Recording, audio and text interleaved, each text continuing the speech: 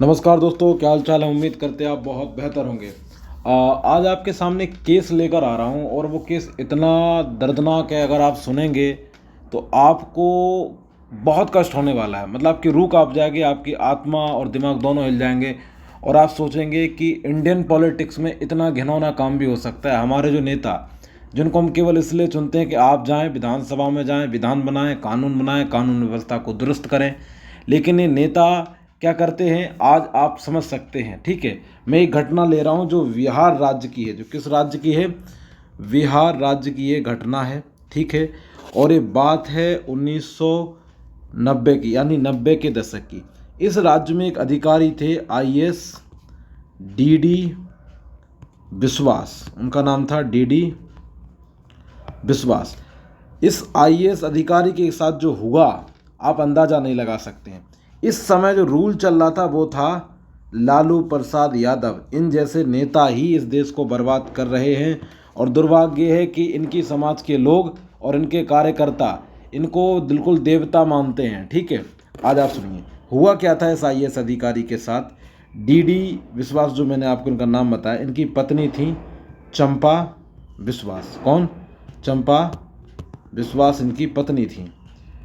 इनकी पत्नी के साथ लालू प्रसाद यादव की पार्टी की एक एमएलए थी। कौन थी? एक एमएलए थी, उनका नाम था हेमलता यादव। हेमलता यादव। इनका एक बेटा था, इन मैडम का एक बहुत ही दुष्ट पुत्र था।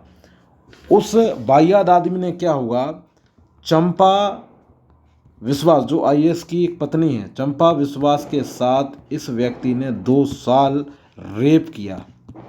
2 साल कंटिन्यू ईयर क्या करता रहा? रेप करता रहा। ये बात है 1995 से लेके 1997 तक।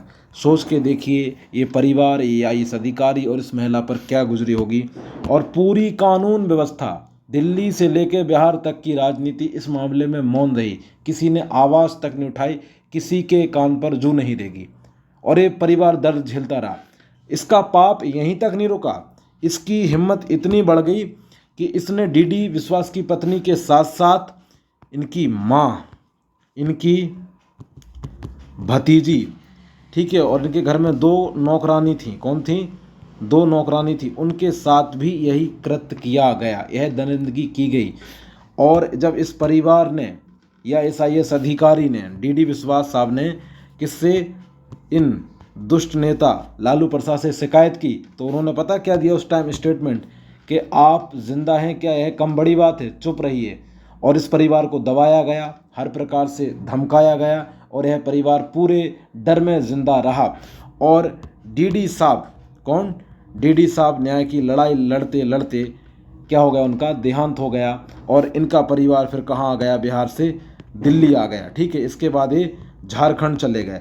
झारखंड से इनकी पत्नी जो थी चंपा विश्वास, वो आज कोलकाता में हैं और एक कैसी ज़िंदगी जी रही हैं? गुमनाम ज़िंदगी जी रही हैं।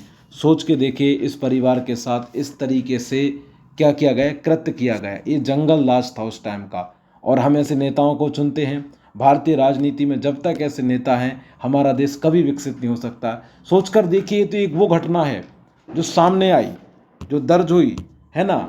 सवाल है कि सामने आई कैसे? हाँ, ये भी आपको बता दूं, उस समय बीजेपी के एक नेता थे सुशील कुमार मोदी। इन्होंने प्रेस कॉन्फ्रेंस की और ये बात सामने लेकर आए, तब जब जाके सब चौंक गए, तब जाके ये बात पूरी पब्लिक डोमेन में आई। और इसके बाद क्या हुआ, उन पर कार्रवाई हुई, ऐसा नहीं है। हेमलता और उनके बेटे को, उनका जो बेटा था, उनको सज़ा हुई, 3 साल की सज़ा भी हुई।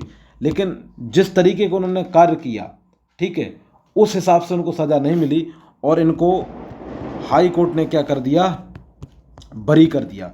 और आप हाई कोर्ट के तर्क सुनेंगे ना तो आप दंग रह जाएंगे। हाई कोर्ट ने कहा कि जब हेमलता के साथ यह सब हो रहा था तो उन्होंने गर्भपात क्यों कराया? ठीक है, उन्होंने इतने टाइम तक बात क्यों छुपाए रही? और ये सारी बातें। और फिर जानते हैं कि वकीलों का एक जंजाल होता है। जो हेमलता के पक्ष के वकील थे, उन्होंने ऐसे ऐसे तर्क दिए कि हेमलता, जो चंपा विश्वास थी, वो हेमलता के बेटे को ब्लैकमेल करने लगी कि मुझसे शादी करो। और इस बिहाफ पे इन वाहियात लोगों को रिहा कर दिया जाता है। और ये परिवार के साथ जो न्याय होना चाहिए था वो आज तक नहीं हो पाया। और हेमलता मैम आज पता नहीं कोलकाता में क्या नाम से गुमनाम ज़िंदगी जी रही हैं। दोस्तों उम्मीद करते हैं आपको ये घटना और ये केस सुनकर कुछ सतर्कता या थोड़ा बहुत दुख हुआ होगा, और हमारी भारतीय व्यवस्था पर भी आपको थोड़ी सी कहते हैं तकलीफदेह स्थिति बनी होगी, है ना। और इस संविधान की मूल भावना के खिलाफ है। हम उम्मीद करते हैं आपको कंटेंट और केस दोनों पसंद आएंगे। जय हिंद, जय भारत। अपना ख्याल रखिए, महिलाओं का सम्मान करिए।